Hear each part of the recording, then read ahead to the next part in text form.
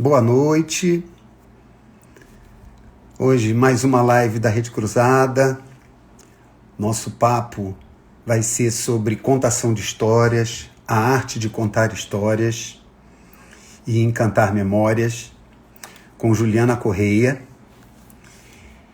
E, como sempre, vamos dar aquele tempinho para o pessoal ir chegando e a gente ter mais uma conversa inspiradora sobre educação, sobre envolvimento, sobre encantamento. Olá, gente!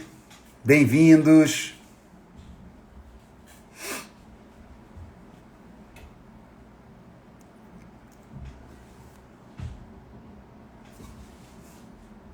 Boa noite, quem está chegando.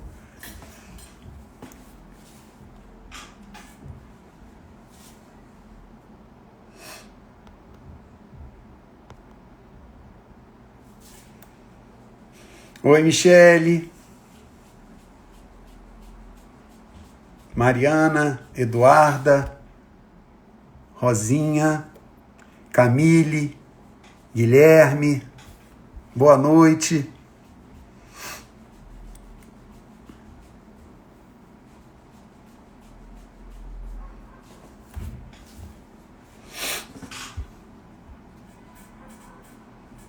Vamos só esperar um pouquinho, a galera ir chegando. A própria Juliana. Oi, Vitória, boa noite.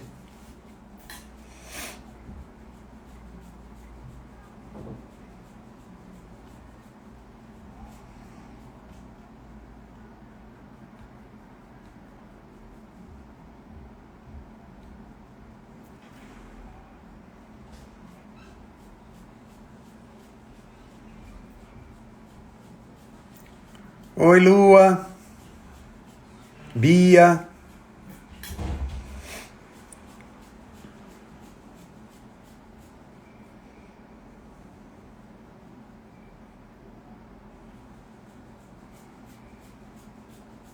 Olá, para quem está chegando.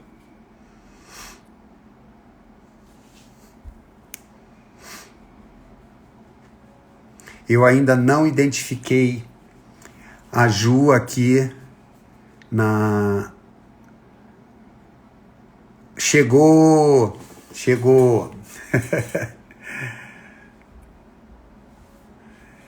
Já vou chamar.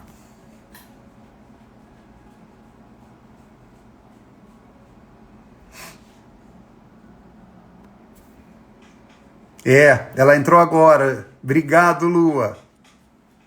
Eu já vou chamá-la. Só vou fazer uma introdução rápida, porque hoje a gente vai ouvir histórias, E queria só dar um contexto, desse assunto com relação à Rede Cruzada. Um dos pilares, do nosso projeto político-pedagógico é a literatura. E é a literatura... Oi, Bia! Você não está nos escutando? Bia Novaes? Talvez porque eu estivesse quieto. Agora você está escutando a gente?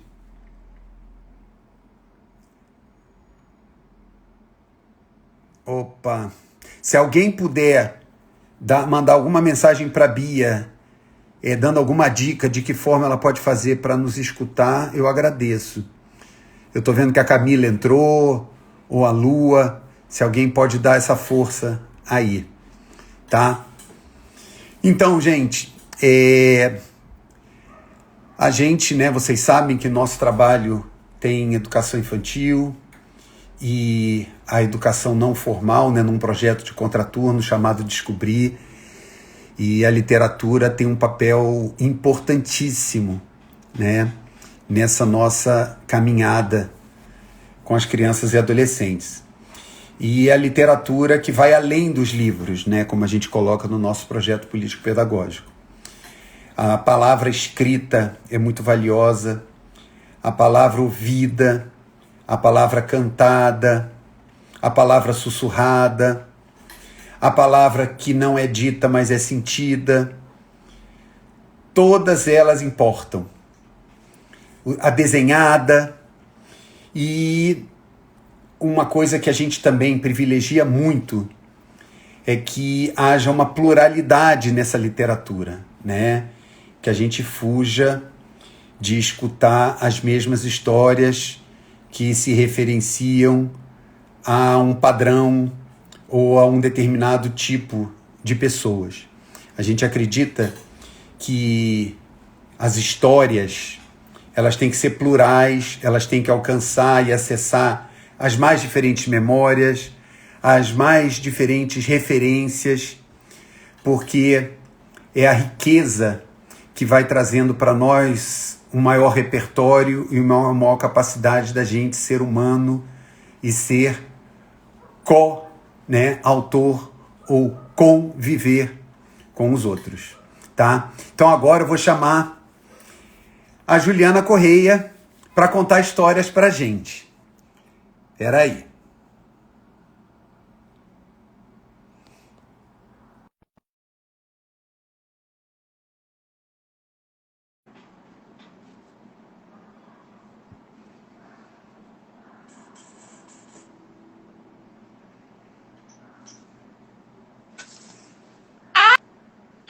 Tá ao contrário. Tá ao contrário.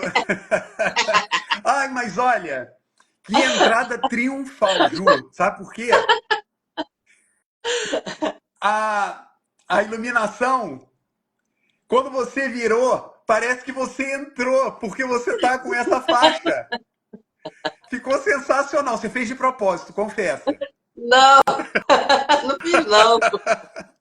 Olha, foi lindo ver aquela luz assim cheia e de repente parecia que você estava entrando assim. Foi um efeito especial aleatório. Que barato. Ai, gente, agora você estava me escutando bem? Aham, sim. Nossa, porque agora que eu descobri que eu estava no volume mínimo.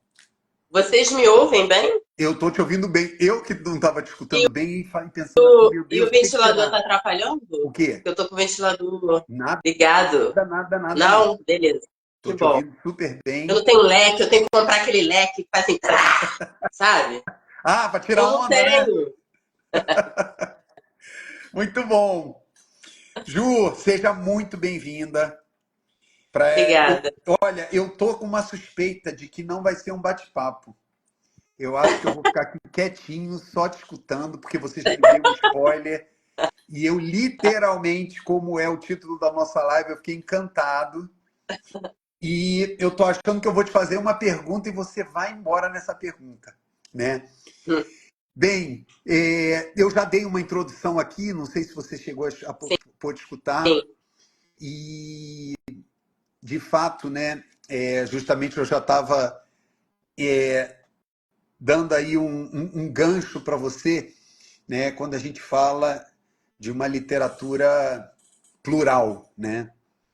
E a gente, né, vai chegar lá, quem leu, né, o texto para a live sabe o que eu estou falando, mas eu sinto aqui que só em te perguntar, né, como eu costumo perguntar para os nossos convidados, como é que você chegou aqui, né? Ah, Como é que a Juliana Correia chega no dia de hoje para falar sobre contação de histórias, né?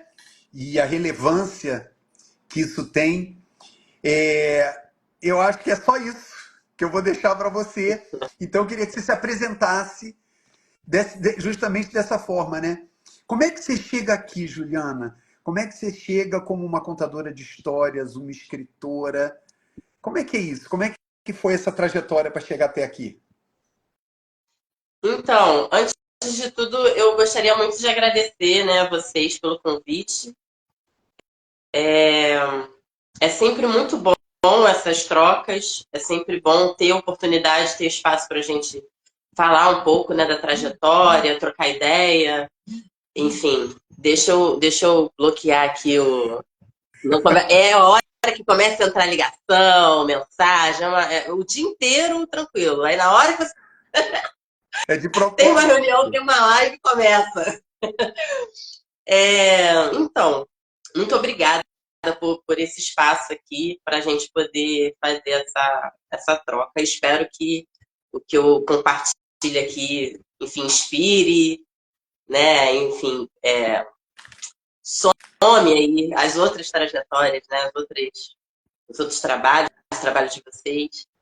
Bem, eu me torno contador de histórias, na verdade, todos nós somos, né? Somos seres contadores de histórias. A gente chega em casa, mesmo que a gente more sozinho, a gente fala alguma coisa aconteceu que te deixou muito revoltado ou muito feliz e você precisa contar, precisa compartilhar aquilo.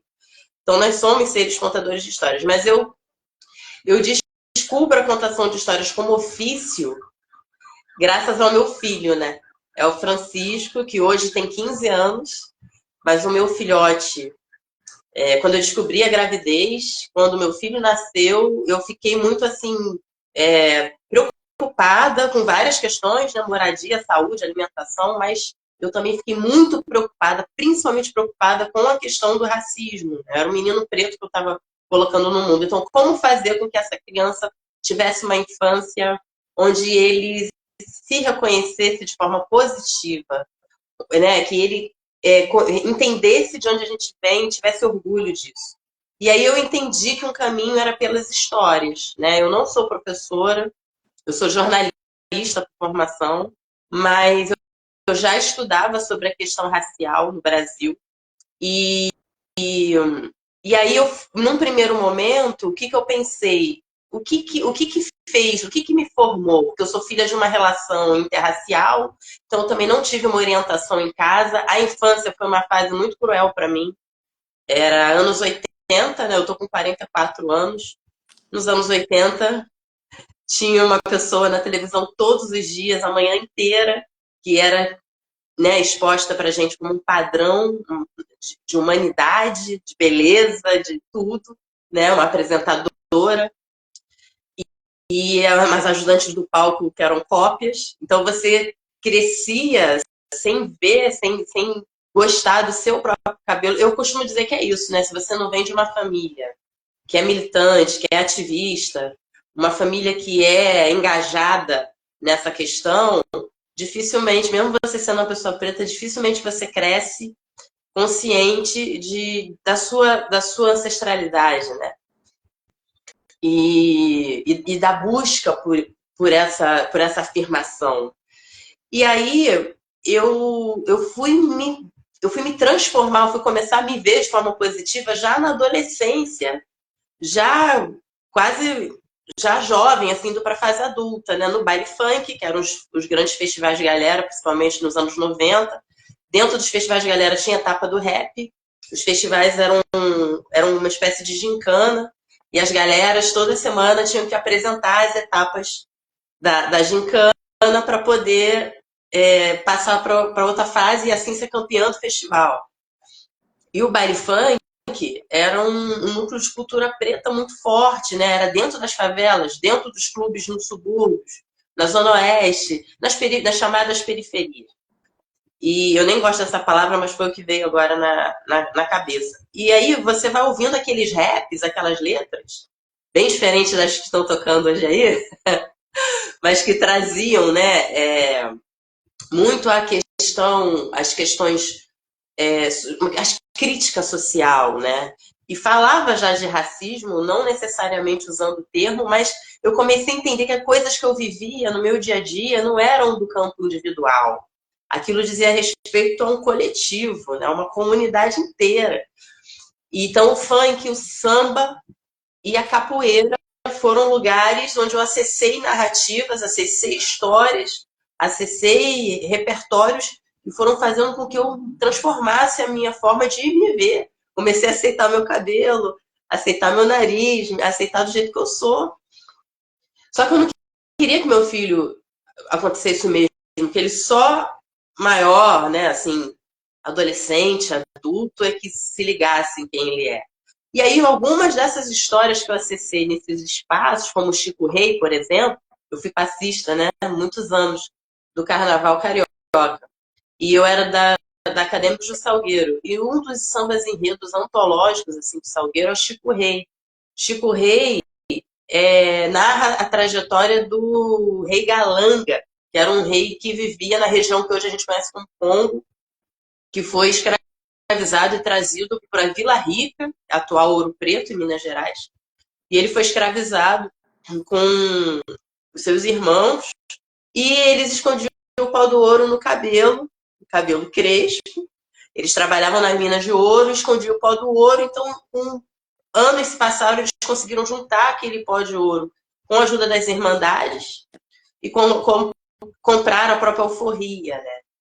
Então, pelo lúdico, né? Pelo encantamento, pelo mágico, você vai contando essa história e eu não preciso falar necessariamente de racismo para uma criança de 5 anos. Mas eu posso falar de um rei que tem o cabelo igual dele e que se libertou, né? E aí, quando o Francisco fez 5 anos, ele fez um autorretrato usando canetinhas pretas e marrons. Ele fez esse autorretrato aqui. E aí, quando eu vi essa imagem, eu fiquei muito assim, impactada. E eu pensei, não é a Juliana, foi o repertório. Foi o acesso, foram as narrativas que ele teve acesso, o acervo, porque aí eu já comprava livros, procurava personagens pretos nos livros. Era fácil de achar? Não. Ele nasceu em 2008. A Lei Federal 10.639, que é de 2003, ela vai... É só um parêntese aqui, bem grandão. Essa lei, para quem não sabe, tornou obrigatória a inclusão do ensino de História da África e da luta do povo negro no Brasil no currículo de toda a rede escolar. E ela vai modificar, né, a LDB. Né? E com isso surge a necessidade de materiais. Porque até então, o que você encontrava muito, o que você ainda encontra, é a representação negra sempre no lugar de subalternidade, né? O negro como escravizado, né? Totalmente alheio enfim, a formas complexas de vida, ou seja, todo um trabalho colonial que ainda repercute, né? Tá aí ainda hoje. E aí se entendeu que era necessária a produção de materiais, inclusive paradidáticos. Então, as editoras vão perceber isso e vão publicar livros com histórias pretas, mas não necessariamente de autoria negra. E foi um outro ponto que, depois, quando eu mergulhei nos estudos, na busca, eu comecei a atentar para essa questão também, da importância da gente olhar quem está escrevendo o quê, né? Mas aí, voltando um pouquinho, depois a gente vem de novo para cá, quando eu vi esse autorretrato do meu filho, para quem chegou depois, daqui que nasce o baobazinho, né? Daqui que nasce o meu trabalho. Quando eu vi esse autorretrato, eu falei, foram as histórias que fizeram com que Francisco escolhesse essas cores para se representar. Eu jamais teria, na idade dele, eu com 5 anos, jamais teria me desenhado usando a cor preta ou a cor marrom. A gente foi educada a pensar que a cor de pele... A cor da pele, né? Era aquela cor rosa ou bege, como, né, como se aquilo fosse universal. É delicado. E aí, quando eu vi isso, eu falei, gente, eu quero isso para minha vida.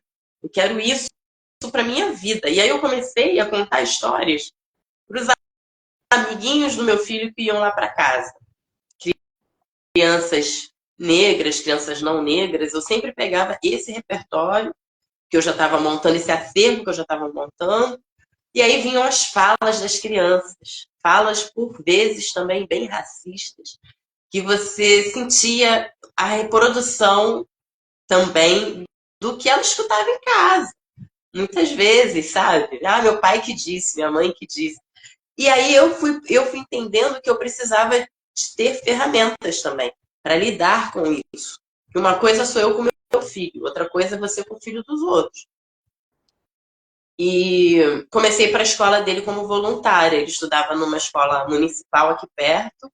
E eu ia toda segunda-feira, contava história para 2 turmas de manhã e 2 turmas à tarde. Era uma escola pequena, educação infantil e fundamental 1. E paralelo a isso, eu fui procurando formações na área de arte e educação. Fiz cursos de contação de histórias, fui atrás de grandes mestres e mestras. E buscando em mim também os mestres que já tinham passado por mim. Porque meu mestre capoeira, por exemplo, é uma referência para mim, Edivaldo Baiano. Acabava o treino, eu tinha 17 anos na época.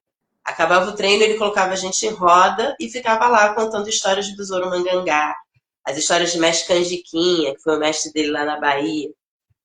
Então, assim, eu carregava já muitas histórias, né? Meus pais são pernambucanos, são pessoas que cresceram, como eles dizem, na roça, né? Tiveram que trabalhar ainda na infância, não estudaram muito, mas a oralidade está ali. Né? Eu cresci ouvindo Jackson do Pandeiro, Luiz Gonzaga.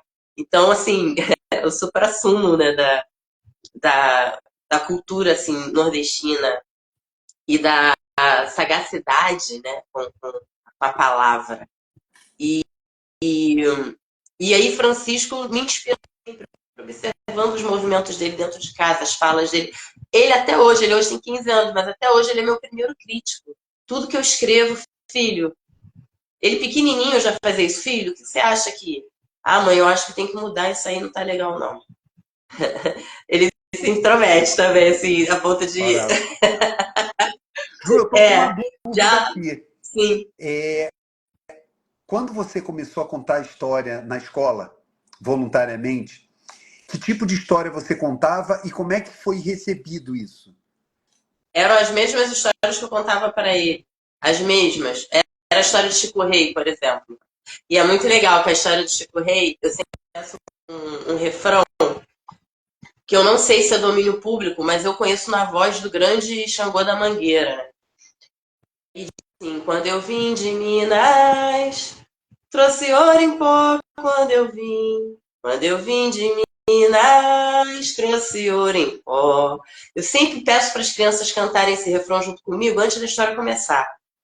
Aí vem toda a narrativa desde da saída, né, do sequestro em África, a travessia do Atlântico, nada doce, e a dureza aqui também, né? E aí termina com ele vestido de rei, porque ele vai inaugurar a igreja de Santa Efigênia do Alto da Cruz. Né? E aí eu digo para as crianças que a história oficial diz que ele não existiu, porque não tem registro escrito. Mas que se você for Ouro Preto, que é a atual Vila Rica, você pode visitar em Cardideira, que é a mina de ouro onde ele trabalhou.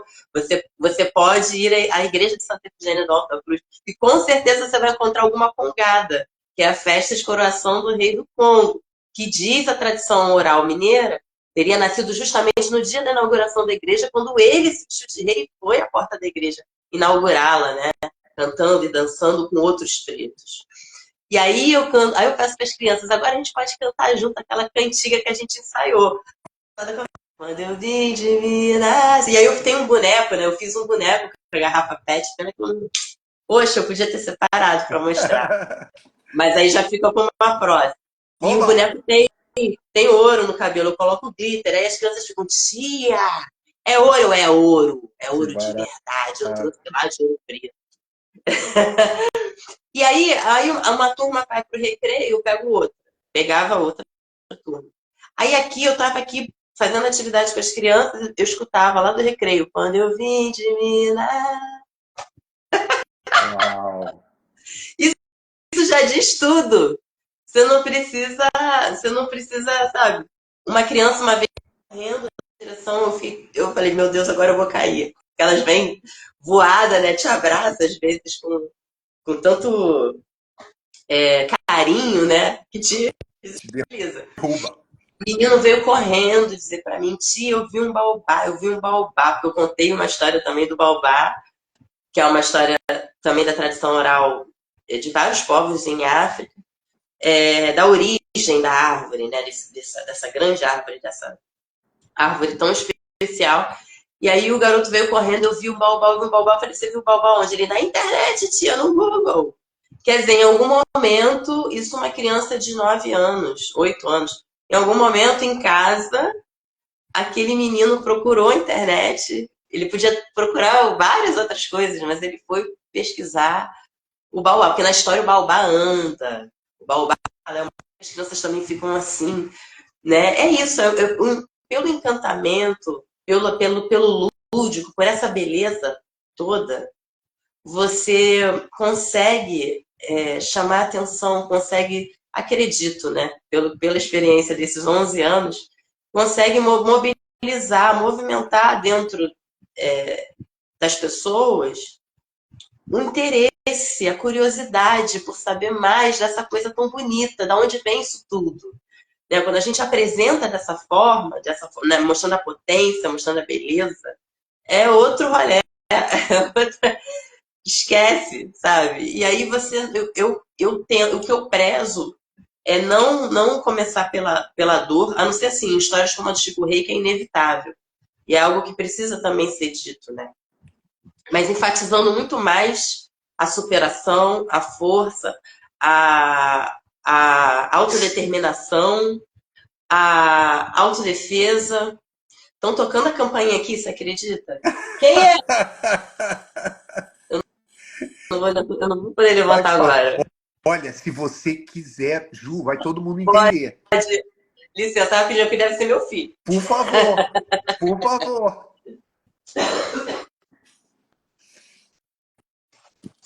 Essas são as lives.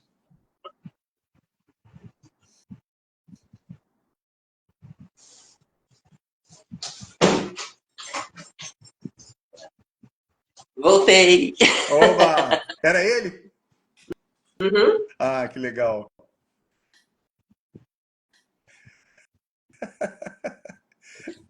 Onde eu parei, tá certo até aqui? Respondi? Certo, respondeu. Nossa Senhora, transbordou. E ó, você ainda deu a chance da gente ver essas duas imagens lindas atrás de você. Ah! Muito bom, muito bom. Você estava falando, né, de você busca enfatizar as potências, a força, o lado Isso. positivo, da determinação, da superação, não ignorando a dor, mas não destacando muito mais a força, a potência. Sim, sim. A dor faz parte. A morte, isso é porque a gente vive uma sociedade que é ocidentalizada. Então, a maneira de se relacionar com a própria morte é outra. Mas tem histórias africanas em que trazem mesmo esse elemento. E isso precisa ser. Então, assim, eu não adocio, mas não é o meu foco. Perfeito, perfeito. A minha preocupação é trazer a potência. É esse poder de transformação, de superação, de transgressão, Opa, entendeu? muito legal. Francisco vai crescendo, você vai deixando de contar a história só para ele, passa a contar a história para os colegas dele, voluntariamente na escola. E aí? Então, E depois? aí eu procurei formações, fui fazendo vários cursos, oficinas com grandes mestres e mestras. E assim eu fui sentindo que eu não queria mais trabalhar com outra coisa, eu queria viver da palavra. Então, a escrita é algo que já é desde a infância, eu escrevo desde criança, mas eu começo a publicar só agora, depois dos 40. Mas a contação de histórias, eu já estou vivendo da contação de histórias 2000 de 2016 para cá. É muito difícil, assim, mas eu tentei, sabe, entender como é que funcionavam os editais, comecei a entrar nas escolas, em projetos, vai começando para eu fui começando como convidada, né, de projetos assim de amigos meus que são capoeiristas, né, que são de candomblé, da pastoral afro, eu também já contei histórias. Mas com o tempo eu fui entendendo que eu podia me profissionalizar e tentar viver disso, né? Então hoje eu trabalho com Doutores de Alegria, eu me apresento, trabalho muito com o SESC, em unidades do SESC, escolas. Então, e editais, né? Eu escrevo muito projeto também. A minha formação, estão perguntando Se você é formadora de professores. Então, eu realizo oficinas, cursos. Esse mês mesmo eu estarei com os professores do Colégio Pedro II, aqui de Vila Isabel. Vou estar com vocês, né? Essa semana também. Mas eu sou formada em jornalismo. Eu tenho mestrado em educação. Eu sou jornalista por formação. Eu tenho uma pós-graduação em ensino de histórias e culturas africanas e afro-brasileiras. Eu fiz pelo IFRJ em São Gonçalo, aqui no Rio, que foi uma especialização, uma pós. Tenho mestrado em educação. Meu orientador foi o professor Renato Nogueira. Eu sempre acho muito importante falar do Renato, porque o Renato fez toda a diferença também para ampliar assim meu pensamento, minha forma de atuar. O Renato tem um grupo de estudos sobre infâncias e eu aprendi muito nesse grupo de pesquisa e com as provocações que ele trazia, com os autores que ele trazia. Foi a partir do Renato que eu conheci Nego Bispo, né, a Sandra Benites, que é uma mulher indígena. E agora eu estou terminando uma pós-graduação, uma especialização na Universidade Federal Fluminense, na UF, em Literatura Infanto-Juvenil. Mas o funk, o samba e a capoeira também me formam. Isso eu tenho que falar sempre, porque foram nesses espaços, esses espaços que fizeram com que eu começasse a me ver de forma positiva. E isso é um primeiro ponto, porque a tua autoestima, se a tua autoestima é destruída, você não encara nada, você não acredita em nada. Você não se acha capaz de conseguir, porque a tua subjetividade, na sua subjetividade, aquilo fica como se você. Aquele lugar não é para mim, eu não tenho que tentar, eu não tenho que ir, eu não tenho que me inscrever, porque não é para mim. Não é para mim. E eu era essa pessoa. Eu olhava para a UERJ, eu nunca me imaginava dentro da UERJ, por exemplo. Olha, Sabe? nossa, eu vou tentar não fugir do assunto, mas você acaba de falar uma coisa que eu acho que muitos de nós precisamos ouvir, né? Alguém escreveu aqui, né, sobre autoestima, mas o conhecimento canônico, acadêmico, né? E muitos de nós buscamos isso e esquecemos que é no rolê da vida que muita coisa acontece e Sim. muito saber, muita cultura, ela tá, e não é por coincidência, né, Ju? O quanto o samba, o quanto o funk, o quanto a capoeira foram minimizados, quando não invisibilizados. Sim. Uhum. Porque eu acho que Isso mesmo. quem não quer sabe a força que isso tem, né? Sabe? Você trazer que a sua inspiração, que os seus primeiros, as suas primeiras indicações de se tornar, né, uma negra consciente veio do funk, né? Olha o poder que isso tem para abrir consciências, né? E hoje a gente está falando com uma mestra cheia de especialização, mas você não deixa de honrar de onde isso veio, né? E de onde isso veio e não tem hierarquia, né? Provavelmente é porque você teve essa honra de, né, estar com Renato Nogueira, estar com, né, ícones, né? Mas por outro lado, não tem hierarquia entre o que o samba, o funk, a capoeira, as pessoas desses lugares te impactaram, né? Que foram os seus primeiros mestres, né? Com certeza. É uma lição. A primeira lição, e isso vem de África também, né? É o entendimento dessa cadeia de transmissão que é ancestral.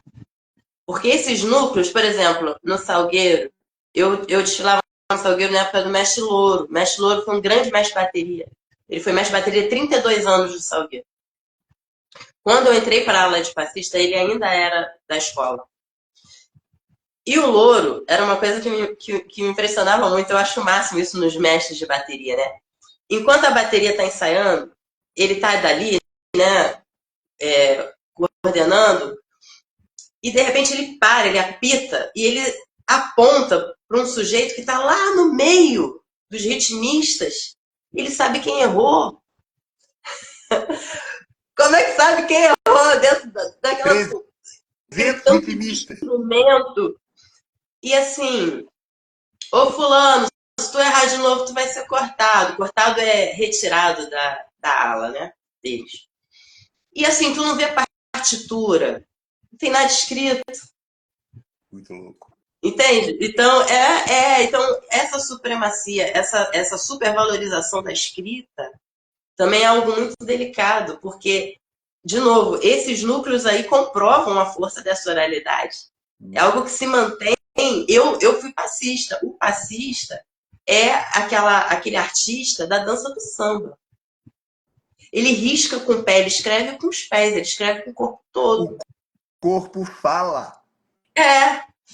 Entendeu? Nunca me deram nenhuma apostila, nada escrito. Tudo que eu sei fazer ainda hoje com o meu corpo foi ouvindo, foi pela música e entendendo o que o meu corpo pedia para eu fazer dentro daquele ritmo e daquele espaço que tá disponível ali. Que pode ser um espaço enorme, como uma Marquês de Sapucaí, como pode ser um cantinho da quadra que a quadra está lotada e você não vai poder se espalhar como você gostaria, mas dá para tu fazer um miudinho aqui. Entendeu? Ou no vaca atolada na Lapa, desse tamaninho. Deus me livre, não tem favor. É muito pequenininho, é muito apertado. Mas é isso.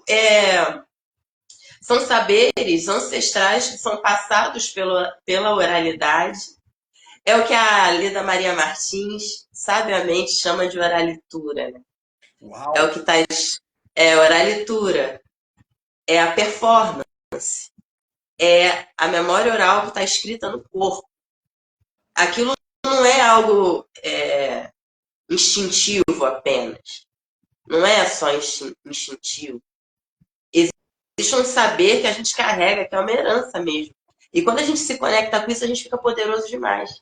A gente fica forte, porque a gente entende que aquilo habita, aquilo está aqui, e aquilo me potencializa, sabe? Aquilo faz com que eu crie força, com que eu reverbere o que não está bom também.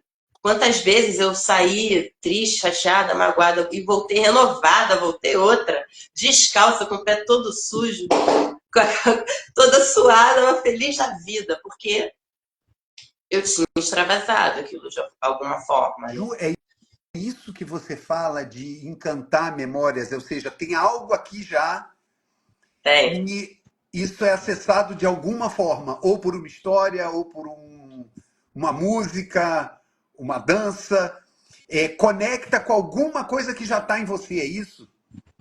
Isso, e mais do que isso, além disso, vai fazer com que você se fortaleça, com que você olhe para dentro de você, que você olhe para a sua comunidade e entenda que isso aqui é um tesouro, sabe? É como se fosse um baú, assim, só com pedras preciosas, cada mais velha, cada mais velho. Cada uma dessas pessoas que vieram antes, elas são muito importantes. Porque agora é fácil tu vestir uma camisa de diretoria, querer desfilar lá no carnaval. Mas quem cortou o mato, quem passou na frente, quem tomou tapa na cara, porque nossas culturas foram proibidas por lei. Isso não foi à toa. Isso faz parte de um projeto político pensado por pós-abolição, para a república. Né? E depois, quando convém, vão transformar isso em como é que chama? Identidade nacional, patrimônio nacional, né? E vão tirando cada vez mais o protagonismo negro de cena. E aí, para pensar a literatura,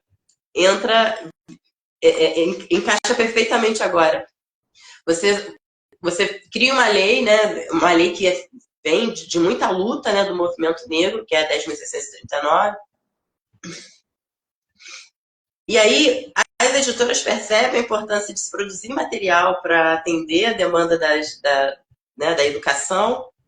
E aí começam a recontar histórias africanas, a publicar narrativas, sem muitas vezes dizer nem de que povo vem, de que lugar do continente vem. Tem gente que ainda hoje pensa que a África é um país, né? E aí entra o que Conceição Evaristo traz para a gente como escrevivência, né? Que é o quanto da nossa subjetividade está ali na nossa escrita também. E aí a importância da autoria negra, porque é óbvio que pessoas não negras vão querer escrever sobre quilombos, vão querer escrever sobre o funk. Ok, mas será que não tem ninguém do funk podendo falar e escrever sobre o funk? Sabe? Alguém que seja de fato dali, daquela cultura? E os quilombolas, né? Hoje, quando eu procuro um livro, quando eu vou comprar livros, eu presto atenção em quem é o autor. Quem é o autor. E quando não tem foto, porque agora é muito comum isso de não ter foto, eu jogo no Google. Porque eu quero saber de África pelos africanos. Eu quero saber dos quilombos pelos quilombolas. Eu quero saber das histórias indígenas por eles. Eles estão publicando, eles escrevem. Sabe? Então, assim, é uma questão política também. A vida inteira a gente foi obrigado a consumir, a ler, enfim, ter nas nossas estantes, né? Até hoje tem nas bibliotecas um cânone que é super protegido. Você não pode falar um A, né? E tem questões super complexas aí com nomes que são até hoje endeusados.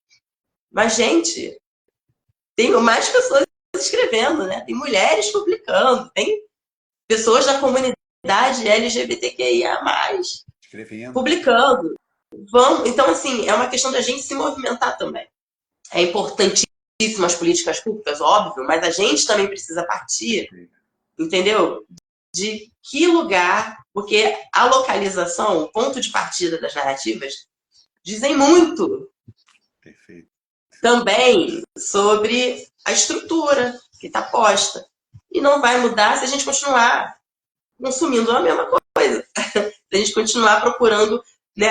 Na faculdade, eu lembro que eu fiz um esforço muito grande para minha dissertação. Eu falei, minha dissertação eu quero completamente feita a partir de referenciais pretos. O Renato falou para mim, vai ser impossível. E realmente é impossível. Quer dizer, para a academia pode ser impossível. Eu não acho impossível. Então você vai encontrar, tem o Paulo Freire, tem. Perdão. Mas tem tanta gente, tem tantas outras pessoas falando, escrevendo coisas tão relevantes para a gente pensar de fato essa virada, essa educação para além do que está, sabe, da sala de aula, para além desse formato quadrado, retangular, sei lá, que se fala tanto disso, né, de desemparedamento, mas a gente continua lá sentado, enfileirado, o professor em cima do tablado, rei, dono da verdade absoluta. Não todos, óbvio, né? Tem professores que são incríveis, que eu sou grata pro resto da minha vida, mas tem uns que não aceitam você levantar o dedo e fazer um questionamento. Porque você tocou num Deus, num cânone, por exemplo, que não pode ser inabalável. Então, assim, como é que a gente muda isso? Procurando repertórios, procurando autores, autoras, procurando referências que não estejam. Que façam com que a gente dê esse salto, né? Que a gente pule desse lugar da universalidade. Perfeito. Tem universalidade. A gente é diferente pra caramba, a gente é diverso, né? Melhor dizendo. A gente é plural, então não tem. O sapato que cabe em um não vai caber em todo mundo. Tem uma pergunta aqui que ela está aqui, eu acho que você está vendo também, ela está presente e ela é ótima para esse momento. Está longe, eu não consigo ver. Não, eu vou ler para você. Quais os desafios de passar todo esse conhecimento, né, da cultura, da literatura afro para uma equipe multirracial? Ou seja, você pode estar num contexto, né, multirracial. Professores, professoras brancas, né? Como é que você demonstrar que né, todo o teu referencial, né, e não por acaso você contou a história, né? Você está falando de você está falando do Francisco, você está falando da tua ancestralidade, trazer, né, dar luz a todo esse conhecimento, a todo esse saber afro-brasileiro. É fácil você trazer esse contexto num ambiente multirracial?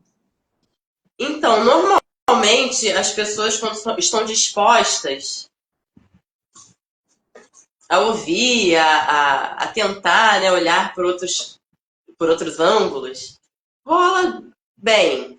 Agora, tem resistência. Tem pessoas que você sente que ficam incomodadas, assim. Ainda mais quando é algo que a instituição está oferecendo e a pessoa não tem para onde correr, tem que fazer.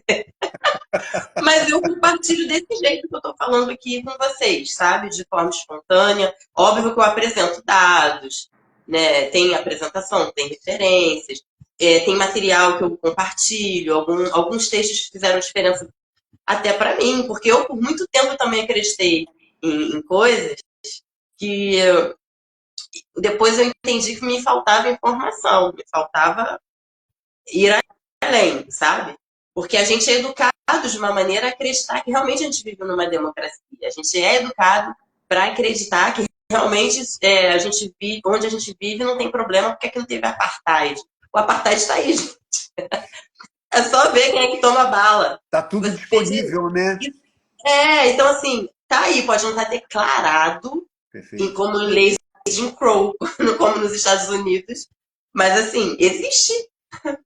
Existe. Então, eu não tinha essa. E aí foi muito trabalho, assim, foi frequentando coletivos pretos, outros espaços, né? Espaços que tinham essa proposta mesmo, né? E tinham, não tem, né? Existem ainda, e que fizeram toda a diferença para que eu girasse, né? A minha cabeça mudasse. Mas tem pessoas em lugares que eu sinto que ficam incomodadas, mas elas não, a base é o respeito, né? Então eu respeito também. Eu faço meu papel, eu compartilho o que é para compartilhar e aí ela vê o que vai fazer com isso. É curioso, porque é fruto da experiência que a gente está vivendo, né? Em algumas conversas, na própria Rede Cruzada. Como a gente fala, né? Agora sim, explicitamente, de uma educação antirracista, não tem como, né? Falar de uma educação antirracista e não introduzir, depois de 30 anos da Lei 10.639, introduzir a perspectiva, a cultura, o conhecimento, as histórias, né, africanas, afro-brasileiras e também de povos originários. Mas tem reações, Ju, do tipo: nossa, agora é só isso? Peraí, como assim? Né? Não, era só aquilo. Agora é também isso.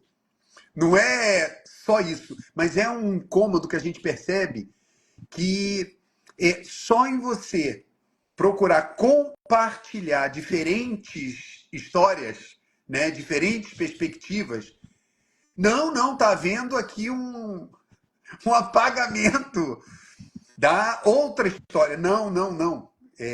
Aliás, vai ser quase impossível esse apagamento da outra história, porque é o que você falou. A gente aprendeu que isso é universal. Né?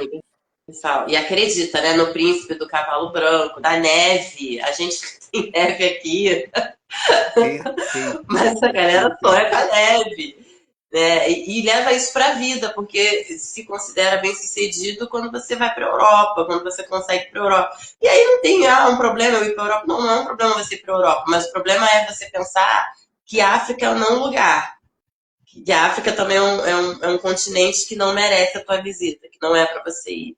Que não tem, ou pensar só no safari, né? Limitar aquela a animalização é uma das formas que o colonizador usou para controlar as mentes, né? E inferiorizar o que vem de lá do continente. Mas quando a gente ouve, a gente para conversar com a gente já vê as pessoas reproduzindo essas falas, esses comportamentos, e o quanto a literatura tem parte nisso. Né? A literatura ela forma imaginários, ela contribui para a construção de imaginários. E daí, no meu trabalho com o Baobazinho, eu não tenho outras narrativas. É só narrativa negro-africana, narrativa afrodiaspórica. O que é que não deixa de o baobazinho? Explica pra gente. O babazinho é o meu trabalho, porque depois desse desenho de Francisco, né? Quem chegou depois não Ah, é viu, né? uma boa. Depois desse autorretrato do meu filho, eu entendi, eu comecei a sentir no coração que eu tinha que trabalhar com contação de histórias, porque ele fez esse desenho com 5 anos, esse autorretrato. Ele se desenhou de uma forma que eu nunca teria me desenhado quando eu tinha essa idade, né, 5 anos. E aquilo me deu um estalo. Eu falei, gente, eu quero isso para minha vida. As histórias funcionam, né? E aí eu fui fazendo isso, fui contando histórias para os amiguinhos, depois fui voluntária na escola dele, e fui procurando formações e criei o Baobazinho. Falei, eu preciso trabalhar. Só que assim, quando você começa, é muito difícil, né? Que para escrever projeto você já tem que ter 2 anos, 3 anos, 5 anos de atuação. Então no início foi muito trabalho voluntário. Eu trabalhava, tinha emprego fixo e nos horários vagos eu me dedicava ao Baobazinho. E assim foi indo. Então eu costumo dizer que o Baobazinho é um trabalho que alia arte, memória e educação a partir das narrativas preservadas pela tradição oral africana e afrodiaspórica. Ah, tá.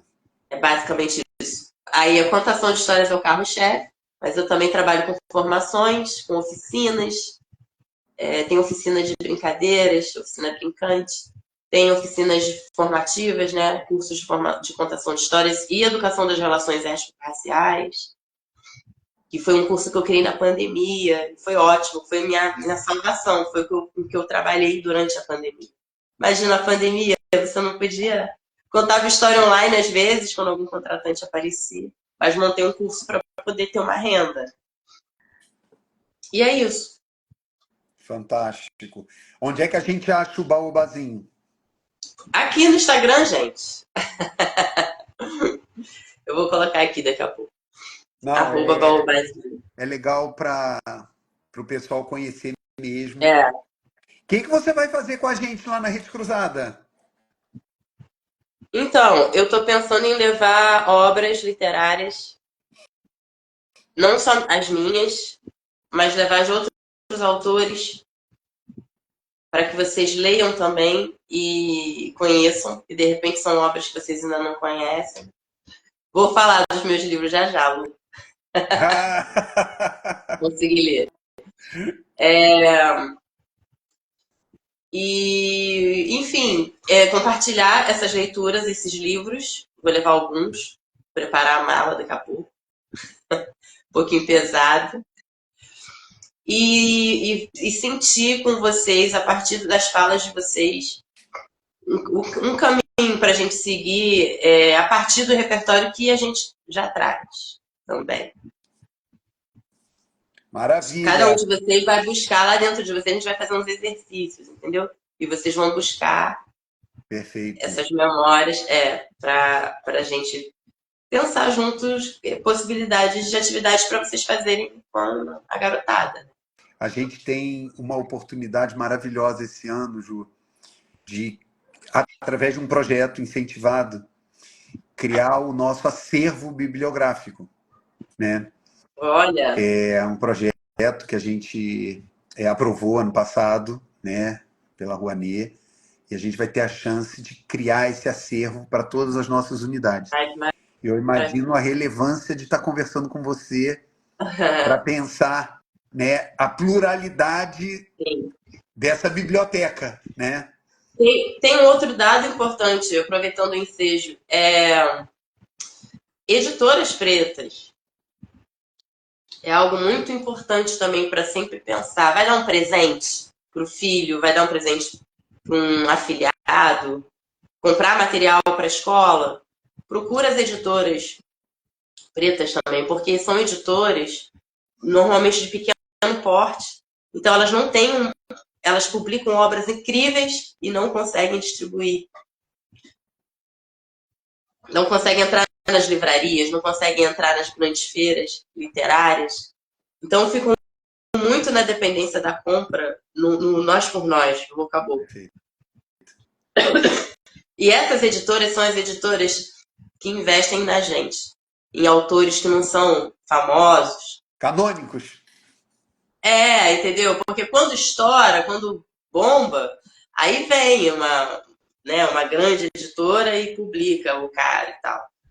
E tem gente publicando coisas assim, lindas, incríveis. Tem um livro maravilhoso que eu amo, da Maíra Oliveira, Que Saudade da Minha Avó, que é da Oriqui Editora. O livro é lindo.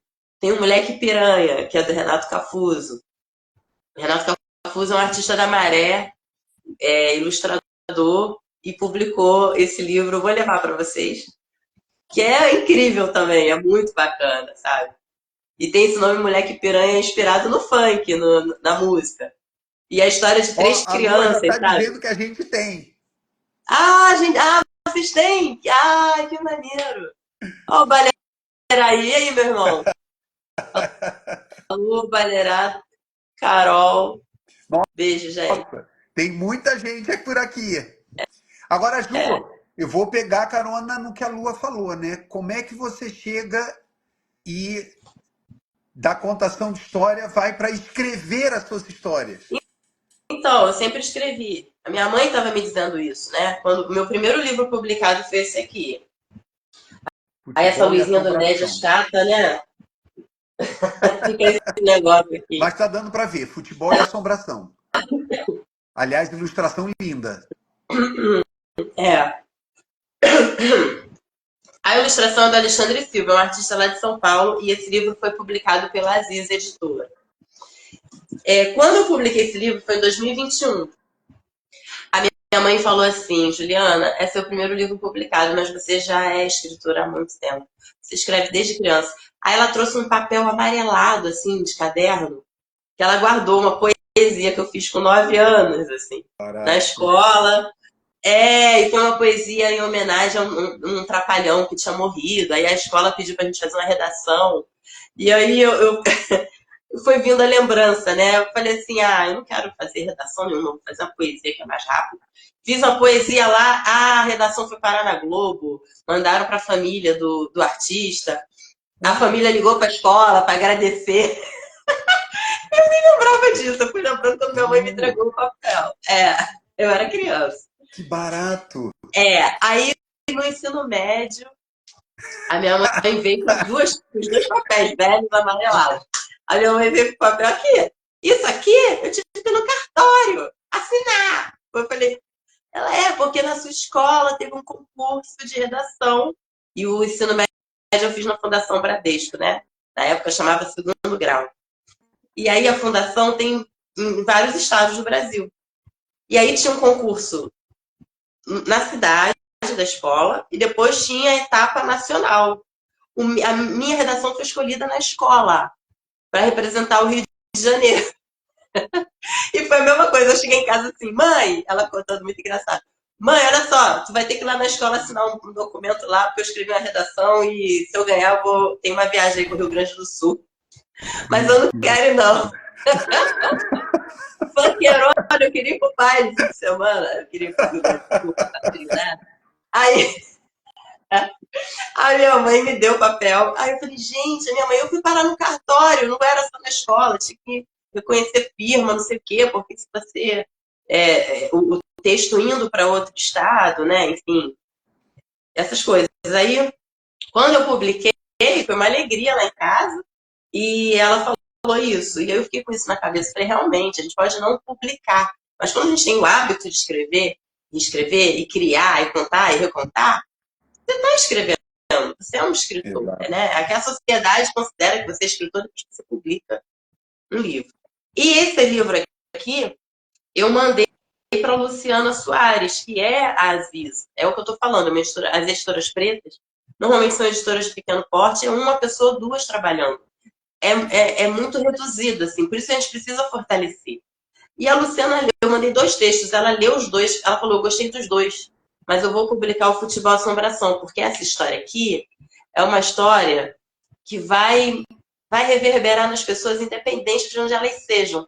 Porque é a história de um grupo de crianças que vive no morro e que a brincadeira preferida é jogar bola, até que num num domingo de sol, isolam a bola na cobrança de falta e a bola vai parar no quintal da Dona Esmeraldina, que é uma senhora muito ranzinza que não gosta que caia nada no quintal dela. E, ó, essa história é inspirada em um dos meus mestres no samba, o Vantuí Cardial. Eu até dedico o livro para ele.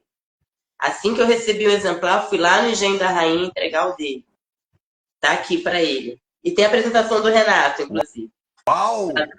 O teu primeiro livro com a apresentação do Renato Nogueira? Foi. Você tá com tudo e não Falei para Renato!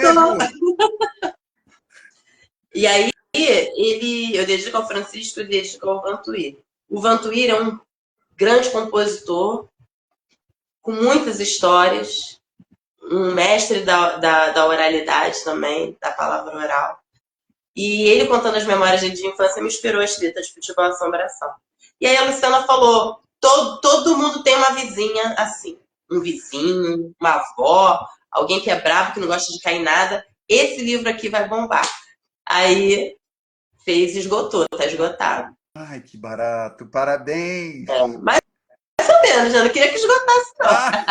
Ué, Quer dizer, eu quero mais, fazer quero outras mais. edições? Outras edições. Aqui, a Cuiabá. Esse é o segundo. Esse aqui é inspirado. Ele é inspirado. As crianças ficam assim, é você, tia. Ai, que barato! Esse é inspirado numa narrativa da tradição oral Axante. Axante é um povo de língua acã que vive majoritariamente na região de Gana, que a gente hoje conhece como República de Gana, no oeste africano. E narra a história de uma mulher que era estéril. Uau. Segundo os Axantes, a Cua queria muito engravidar, e a gravidez, a maternidade é sagrada para esses povos tradicionais africanos, né? A vida é sagrada, então a gestação é um ancestral que está voltando na concepção de mundo deles, né? Então é a chance de continuar, da existência, né, daquela comunidade, daquele povo continuar existindo. Então é algo muito especial.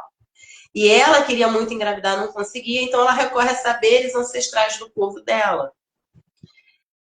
Esse saber ancestral é um velho que guarda. Esse velho vai esculpir uma boneca de madeira e vai orientá-la a dar banho, alimentar, conversar, brincar com essa boneca como se fosse uma boneca de verdade. E assim ela faz. E aí na história, eu inspirada nessa história, as ilustrações também são lindas, são da Daniela aqui. Nossa, a capa é... Nossa Senhora! Ela usou a técnica da aquarela aqui. Aí aqui ela e o marido, e aí o marido aqui é um sujeito muito, muito carinhoso, parceiro, um cara que está sempre acolhendo, porque ela está muito triste, ela quer muito ter um bebê. E aí, inspirada nessa história, eu fui pensando na relação com a lua, com as águas. Eu inventei um rio aqui, onde ela se banha. Ela gosta muito de ir para esse rio, conversar com a lua. A lua é que orienta que ela procure o mais velho. Ela vai até o mais velho, aí o mais velho esculpindo a boneca. E aí eu peguei também, fiz uma pesquisa grande sobre os Axantes para poder compor, né, a narrativa. E aí os Adinkra aparecem também. E são símbolos que guardam saberes ancestrais, né, do povo, dos povos de língua acã. E ela tem o neném no Rio. Ela consegue. E dizem que até hoje as mulheres Axantes, quando querem engravidar, recorrem. Você pega ali para mim, por favor. Recorrem à lua? Aquela maior ali. Eu vou mostrar para você, porque eu mandei fazer. Aquela maior lá. Eu mandei fazer a Cuiabá. Obrigada. Ó. Eu vou levar para vocês. Nossa. Eu vou levar para a formação. Você mandou fazer essa... Aham, mandei fazer. Quem fez foi o Café. É um escultor incrível. Procurem o Café aí no Instagram também, com Café. E cada traço dessa boneca, dessa estatueta, tem um porquê. A cabeça, ela é sempre representada dessa forma, maior que o corpo, porque para eles representa sabedoria, inteligência. Os seios fartos é o alimento, é a nutrição. O ventre é a vida, a gestação. Tudo aqui está bem marcado. Tudo aqui tem um porquê, tem um fundamento. Isso é arte africana também. E o mais novo, que eu acabei de saber que está esgotado também, é o Dia de Praia. Esse aqui eu não falei, gente, que coisa feia. Esse aqui é da Oriqui, editora. Agora, Ju, essa história, você criou a história toda. Eu criei a história a partir da tradição oral Axante. Para eles, a Cuiabá existe, se você viajar. Perfeito. Se você for grana, tá. Entendeu? Entendi. Só que eu criei uma história. Perfeito. Na história acontecem coisas ao longo da história. E aqui é a orelha do Ney Lopes. Aí, eu tô achando que tem muita falsa modéstia. Acho bem importante sempre falar, porque tem esses mais velhos aí abrindo os caminhos também. E aí a editora é a Oriqui. E esse aqui, o Dia de Praia, é do Leiturinha. Ai, que delícia. Esse aqui é a história de um garoto contando as travessuras da mãe dele na praia. Da mãe dele? Que barato! Ele é lindo, é lindo, lindo. Nossa. A ilustradora é a Laisa Morena. Ela é da Bahia, mora em São Paulo. Olha que lindo. Meu Deus. Muito fofo. Então, em 3 anos, você publicou 3 livros. Eu publiquei, porque o Futebol Assombração mesmo é de 2017. Isso que eu imaginei. Eu publiquei em 2021. Palavra de mãe eu levo a sério. 2017. Que barato. Ele é lindo, né? Nossa, eu tô apaixonada por ele. Quando eu estiver lá na unidade, eu já vou pedir para a Lua me emprestar esses livros. Eu juro que eu não levo de lá, mas eu quero ver. É isso. Meus livros são esses, Uau. Mas tem histórias prontas aí. Eu tô esperando editoras, contratem. Vamos fazer isso ir pro mundo, né? Isso. Ó, que horas são, gente? Eu tô meio perdido. Eu não tô conseguindo ver horário aqui no meu celular. Bia Novaes, um beijo, Bia. Bia gente, eu não enxergo direito. É uma das nossas grandes referências aí no nosso projeto. É uma conselheira e parceiraça. Ela vai estar com a gente quinta-feira? Vai ser quinta-feira mesmo? Aí quem tem que responder é a nossa chefe, que é a Lua. Gente, vocês que estão aqui ainda na live, se puderem seguir o Baobazinho, fortalecer o trabalho. Você está conseguindo ver a hora, Ju? Eu tô perdidinho. 8h08, acabei de... então é porque... então por isso que já tem gente se despedindo. É porque era até às 8. Ó, eu aqui... Eu ia embora. Eu também falo demais. As suas histórias, né? Nossa! Caramba, então a gente tem que dar uma focada para a gente concluir esse papo inicial, essas histórias iniciais. Eu fico muito assim feliz de saber que a gente vai trabalhar junto, que você vai dar essa contribuição para a Rede Cruzada. Queria te deixar super à vontade, Ju, para você passar aí uma mensagem, sabendo que aqui a gente tem, entre tantas pessoas, algumas das nossas educadoras, né, das pessoas que estão no chão da escola. Que mensagem, que recado que você quer passar para elas a partir dessa tua experiência, desse teu conhecimento, desse teu saber todo? Sim. Tem um provérbio alçar que eu gosto muito, que diz assim: enquanto os leões não contarem as suas próprias histórias, os contos de caça seguirão glorificando apenas o caçador. Enquanto os leões não contarem as suas próprias histórias, os contos de caça seguirão glorificando apenas o caçador. Então, minha mensagem é: Vamos procurar, vamos ter atenção com o que a gente lê, com o que a gente assiste, o que a gente escolhe. Né? Eu não tenho televisão em casa. Meu filho, meu filho fala assim: ai, você não tem televisão, mãe, vou lá para minha avó. E eu vivo bem sem televisão. Eu leio muito, sabe? Mas é isso, é selecionar, Perfeito. prestar atenção em que histórias a gente está contando, que histórias a gente está ouvindo, que histórias a gente vai criar. Porque a gente também cria, a gente também conta histórias. De onde elas vêm? Quem está falando o quê? Sabendo que história é poder, né? Perfeito. Tá? Quem controla a narrativa, quem controla, né?